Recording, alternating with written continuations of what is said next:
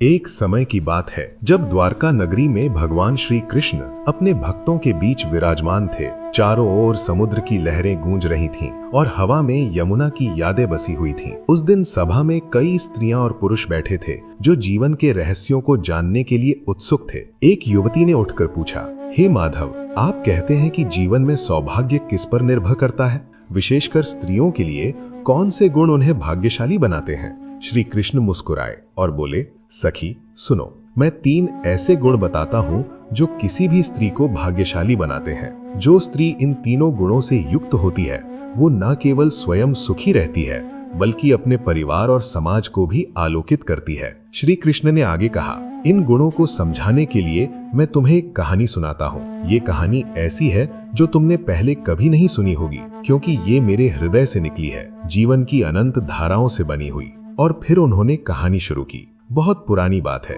एक छोटे से गांव में, जहां हिमालय की तलहटी में नदियां बहती थीं और जंगल हरे भरे थे, वहां एक स्त्री रहती थी जिसका नाम था सुमित्रा। सुमित्रा साधारण परिवार से थी। उसके पिता एक किसान थे और माँ घर संभालती थी। बचपन से ही सुमित्रा में एक अनोखी चमक थी। वो न केवल सुंदर थी बल्कि उसके मन में निष्ठा का बीज गहराई से बोया हुआ था। वो अपने माता पिता की सेवा में इतनी तल्लीन रहती कि गांव वाले कहते, ये लड़की तो जैसे देवी का अवतार है। जैसे जैसे सुमित्रा बड़ी हुई, उसके जीवन में पहला गुण मजबूत हुआ। जब उसकी शादी हुई तो उसका पति राघव एक साधारण व्यापारी था जो दूर दूर की यात्राएं करता। राघव की अनुपस्थिति में सुमित्रा घर संभालती, सास ससुर की देखभाल करती और कभी कोई शिकायत नहीं करती। एक बार राघव की यात्रा लंबी हो गई, महीनों बीत गए, लेकिन सुमित्रा ने धैर्य नहीं खोया। वो रोज सुबह उठकर पूजा करती और मन में बस एक ही विचार रखती, मेरा कर्तव्य है कि मैं अपने परिवार की रक्षा करूं। गांव में अफवाहें उड़ी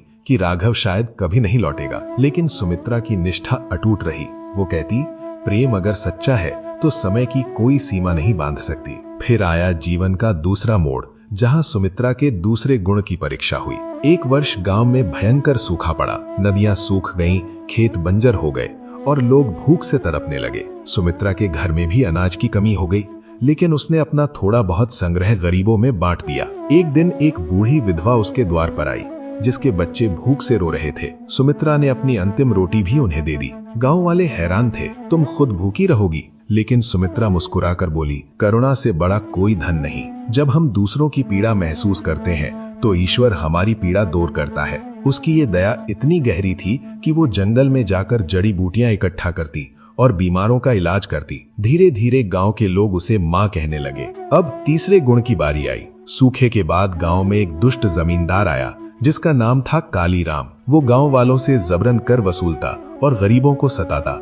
एक दिन कालीराम ने सुमित्रा के घर पर नजर डाली, क्योंकि राघव अभी भी लौटा नहीं था। उसने सुमित्रा से कहा, तुम्हारी जमीन मुझे दे दो, वरना मैं तुम्हें बेघर कर दूंगा। गांव वाले डर गए, लेकिन सुमित्रा ने विवेक से काम लिया। वो जानती थी कि हिंसा से समस्या नहीं सुलझेगी। उसने चतुराई से योजना बनाई। उसने गांव के बुजुर्गों को इकट्ठा किया और कहा, हमें कानून का सहारा लेना चाहिए। मैं राजा के दरबार जाऊंगी। सुमित्रा अकेली राजधानी गई, जहां उसने राजा के सामने अपनी बात रखी। उसकी बुद्धि इतनी तीक्ष्ण थी कि उसने कालीराम के पुराने अपराधों के सबूत जुटाए, कैसे उसने अन्य गांवों को लूटा था। राजा प्रभावित हुए और कालीराम को सजा दी। सुमित्रा की विवेकपूर्ण योजना से पूरा गांव बच गया। समय बीता और एक दिन राघव लौट आया। वो यात्रा में सफल होकर धन लेकर आया था, लेकिन सुमित्रा की असली संपत्ति उसके गुण थे। राघव ने सुना कि कैसे सुमित्रा ने निष्ठा से घर संभाला, करुणा से गांव की मदद की और विवेक से संकट दूर किया। गांव अब समृद्ध हो गया था, क्योंकि सुमित्रा की प्रेरणा से लोग एकजुट हो गए थे। राजा ने भी सुमित्रा को सम्मानित किया और उसे भाग्यशाली नारी का खिताब दिया। सुमित्रा का जीवन सुख और शांति से भर गया। उसके बच्चे जन्मे जो गुणी और सफल हुए। पूरा परिवार खुशहाल रहा और सुमित्रा की कहानी पीढ़ियों तक चली। श्री कृष्ण ने कहानी समाप्त करते हुए कहा, देखो सखी, सुमित्रा इसलिए भाग्यशाली हुई क्योंकि उसके पास ये 3 गुण थे, निष्ठा, करुणा और विवेक। निष्ठा ने उसे मजबूत बनाया, करुणा ने उसे प्रिय बनाया और विवेक ने उसे विजयी बनाया। जो स्त्री इन गुणों को अपनाती है वो जीवन की हर चुनौती को पार कर लेती है। याद रखो, सौभाग्य बाहर से नहीं आता, वो हमारे अंदर के गुणों से जन्म लेता है। पहला गुण है निष्ठा, अर्थात अपने कर्तव्य और प्रेम में अटूट समर्पण। दूसरा है करुणा, अर्थात सबके प्रति दया और सहानुभूति। और तीसरा है विवेक, अर्थात सही गलत की पहचान करने वाली बुद्धि। सभा में सन्नाटा छा गया और सभी ने श्री कृष्ण के चरणों में सिर झुका दिया।